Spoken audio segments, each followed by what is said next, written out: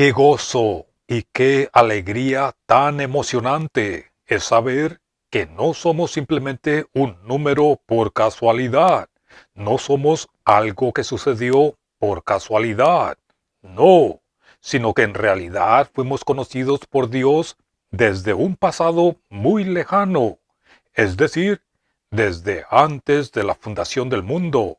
Pues en la epístola a los Efesios, capítulo 1, versos 3 y 4 dice: Bendito el Dios y Padre del Señor nuestro Jesús el Cristo, el cual nos bendijo con toda bendición espiritual en los lugares celestiales, en el Cristo, según nos eligió en Él, antes de la fundación del mundo, para que fuésemos santos y sin mancha delante de Él en amor. En esta parte de nuestra serie estaremos poniendo nuestras mentes y nuestros corazones en nuestro glorioso futuro, lo cual es la manifestación de Hamashiach Adoneinu. Eso es la manifestación del Cristo, nuestro Señor. ¿En dónde? En los lugares celestiales. Pues en la epístola a los Colosenses, capítulo 3, versos 1 al 4 dice: Si pues han resucitado con el Cristo, busquen las cosas de arriba, donde está el Cristo sentado a la diestra de Dios, refiriéndose a los lugares celestiales. Pongan la mirada en las cosas de arriba, no en las de la tierra, porque han muerto, y vuestra vida está escondida con el Cristo en Dios. Noten esto: cuando el Cristo, el cual es nuestra vida, se manifieste, cuando el Cristo que es nuestra vida se manifieste, entonces ustedes también serán manifestados con Él en gloria. Noten de nuevo el verso 3. Nuestras vidas están escondidas con el Cristo en Dios. Y en ese día tan glorioso, ¿cuándo? Noten aquí nos dice ¿cuándo? Cuando el Cristo sea manifestado. Entonces, en aquel entonces, nosotros, los creyentes que formamos su cuerpo, seremos manifestados con Él. En otras palabras, seremos manifestados con nuestro Señor, el Cristo, el Mesías. Él es la cabeza y nosotros somos su cuerpo, y seremos manifestados al mismo tiempo y en el mismo lugar con Él. Ese lugar es a la diestra de Dios y se llama los lugares celestiales, muy por encima, y sobre todo el aire y las nubes que se mencionan en el arrebatamiento de Primera de Tesalonicenses capítulo 4. Pero sin embargo, algunas personas aún preguntan diciendo: nos gustaría saber cuándo sucederá esta manifestación. La palabra de verdad nos dice claramente cuándo sucederá esta manifestación. Pero las enseñanzas tradicionales han oscurecido el tema, han oscurecido completamente este tema.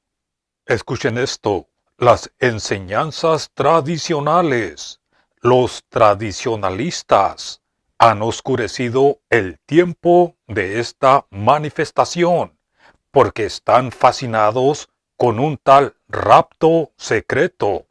Y el momento de ese tal rapto ni siquiera lo conocen, ni se ponen de acuerdo entre ellos. Algunos dicen que será antes o a medidas de la gran tribulación. Otros dicen, no, será después de la tribulación. Y todo esto junto con otras ideas de sus propias mentes de carne, en lugar de la revelación del Espíritu, como hemos demostrado en esta serie. Y les sugiero a que escuchen desde la primera parte. Hemos demostrado que el rapto, es un concepto totalmente erróneo. Es un evento que ha sido torcido y no tiene nada que ver con nosotros los creyentes de hoy en día. Y debido a que estos tradicionalistas se han centrado tanto en el arrebatamiento, lo cual en realidad se trata de la parusía en el original. Parusía significa la venida personal del Señor. El arrebatamiento en realidad se trata de la venida personal del Señor a la tierra de Israel. Y porque los tradicionalistas se han enfocado tanto en un tal rapto, también los han llevado a creer que la gran tribulación es para nosotros y por todo el mundo. Pero todo esto es incorrecto en ambos casos. Abran sus Biblias al libro del profeta Jeremías, capítulo 30, versos 6 al 8, y noten que la gran tribulación es específicamente identificada y perteneciendo a la nación de Israel. Aquí es llamada el tiempo de angustia para Jacob. La mayoría de ustedes saben que Jacob es el nombre original de Israel. El verso 6 dice, inquirid ahora y mirad si el varón da a luz, porque he visto que todo hombre tenía las manos sobre sus lomos, como mujer que está de parto, y se han vuelto pálidos todos los rostros. ¡Ah! ¡Cuán grande es aquel día! Tanto que no hay otro semejante a él. Tiempo de angustia para Jacob. ¿Notaron eso? Pero de ella será librado. En aquel día, es decir, en el tiempo de angustia, la gran tribulación, en aquel día, dice Yahvé Sobaot, yo quebraré su yugo de tu cuello y romperé tus coyuntas, y los extranjeros, es decir, las naciones, no lo volverán más a poner en servidumbre. Esta angustia de Jacob, o esta tribulación, es la misma de la que habló Hamashiach, el Cristo, en el buen anuncio de Mateo, capítulo 24, versos 15 al 21. Y esta angustia para Jacob, o esta tribulación, comenzará cuando la segunda bestia, es decir, el falso profeta de Apocalipsis capítulo 13, establezca la abominación desoladora, o la abominación que causa desolación, en el templo que será construido, ¿en dónde? En Jarez, Israel, en la tierra de Israel. Noten esto, Mateo 24, verso 15. Dice, por tanto, cuando vean en el lugar santo, ¿en dónde? En el lugar santo, que van a ver la abominación desoladora de que habló el profeta Daniel. El que lee, entienda. El que lee, ¿en dónde? En Daniel capítulo 9, verso 27. Y en el capítulo 12, verso 11 de Daniel, lo cual les sugiero a que lo lean en sus propios tiempos. Entonces, en aquel entonces, los que estén en Australia, no. Los que estén en Sudamérica, no. Los que estén en Norteamérica, no. Los que estén en Judea, huyan a los montes. El que esté en la azotea, no descienda para tomar algo de su casa. Y el que esté en el campo, no vuelva atrás para tomar su talit. Mas ay de las que estén en cinta y de las que crían en aquellos días. Orad, pues, que vuestra huida no sea en invierno, ni en el día de Shabbat, porque habrá entonces gran tribulación, cual no la ha habido desde el principio del mundo hasta ahora, ni la habrá.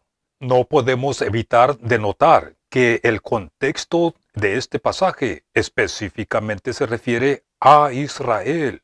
Dice, los que estén en Judea deben huir en cuanto vean la abominación y deben orar para que su huida no sea en el Shabbat. Y en el verso 6 de este mismo capítulo, las guerras y los rumores de guerra están adentro y alrededor de la tierra de Israel. Y en los versos 29 y 30, Adonai Yeshua continúa diciendo que después de la tribulación, es cuando Él vendrá. Noten cómo dice inmediatamente después de la tribulación de aquellos días. El sol se oscurecerá y la luna no dará su resplandor, y las estrellas caerán del cielo y las potencias de los cielos serán conmovidas. Entonces, ¿cuándo?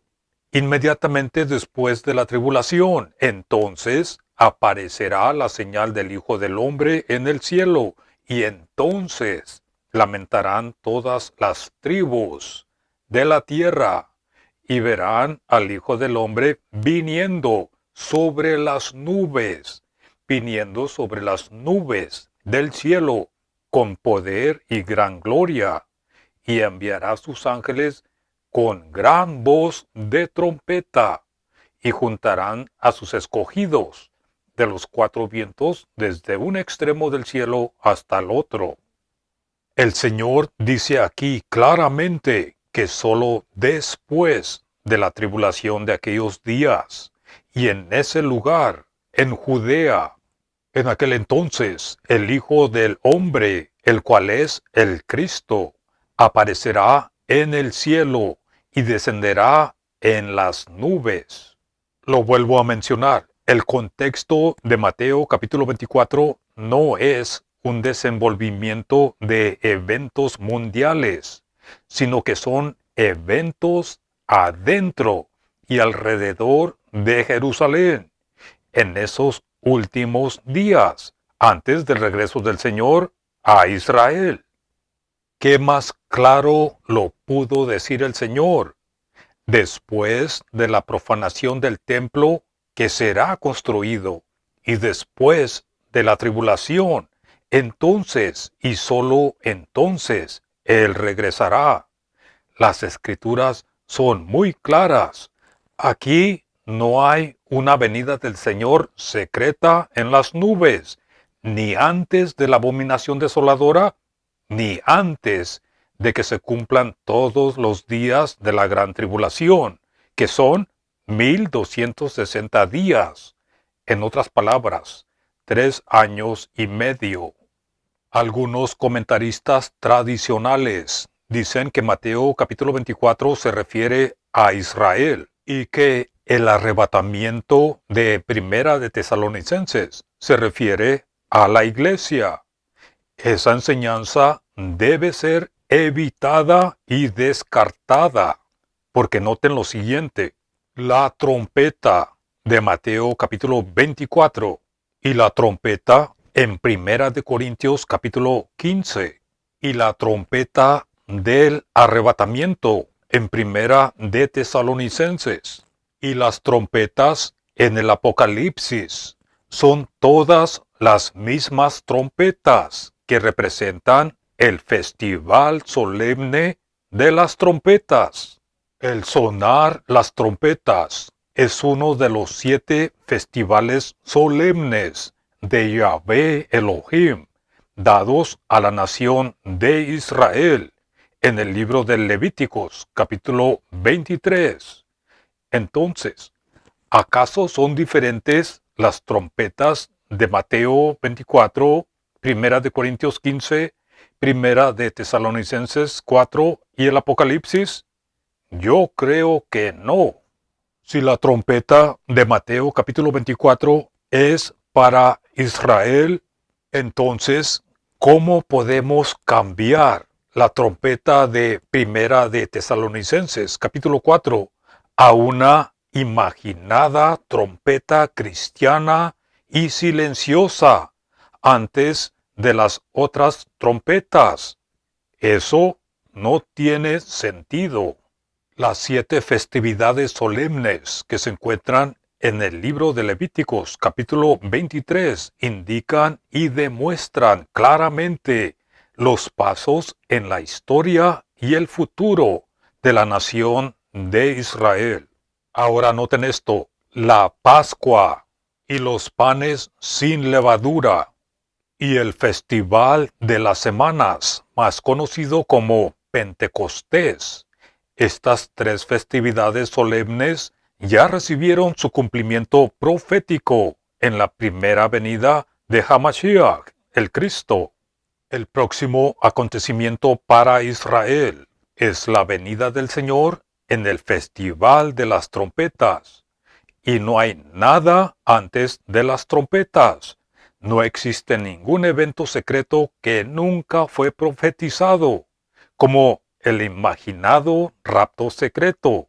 Les sugiero a que eviten a cualquier maestro que les diga que el rapto puede suceder en cualquier momento. Eso, en la fecha de hoy, es una falsa esperanza con graves consecuencias. Es mejor saber la verdad, que puede ser dolorosa, que estar mal preparados a través del engaño. Hay algunos comentaristas que usan desesperadamente pasajes como Mateo capítulo 24 versos 37 al 46, donde dice que unos serán tomados y otros dejados. Pero aquí examinaremos el verdadero entendimiento de estos pasajes. ¿Qué sucede con los que son tomados y qué sucede con los que son dejados? Esto lo veremos en nuestros próximos videos. La venida del Señor la han convertido en un tema confuso. Será por eso que lo primero que dijo el Señor: mirad que nadie os engañe, cuando le preguntaron sobre su venida. Ahora, los que han estado siguiendo nuestra serie ya saben que la esperanza para nosotros hoy en día se encuentra en la epístola a los Colosenses, capítulo 3, verso 4, la cual es el phaneroo en el original, que significa la manifestación del Cristo. Esto no es lo mismo que el parusía, que significa la venida personal del Señor en la tierra, como se menciona en Primera de Tesalonicenses capítulo 4, verso 15. Ahora, escuchen esto. La segunda venida de Hamashiach, la segunda venida del Cristo, es un triple acontecimiento que se desarrolla en 3 etapas que ocurren al mismo tiempo, pero en su propio orden. Eso también lo estaremos considerando, si Dios quiere, en nuestro próximo video.